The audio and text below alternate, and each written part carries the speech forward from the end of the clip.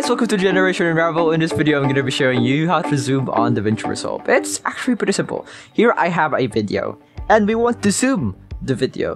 Well, worry not, you can use your scroll wheel on your mouse. Yes, your scroll wheel.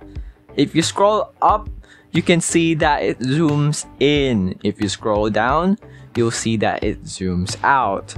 Now you're wondering, oh, but I can't. I only keep scrolling in the middle. Well, that's where you're wrong. Because you can move it by clicking and holding your scroll wheel. Just hold on it and just drag it anywhere that you want.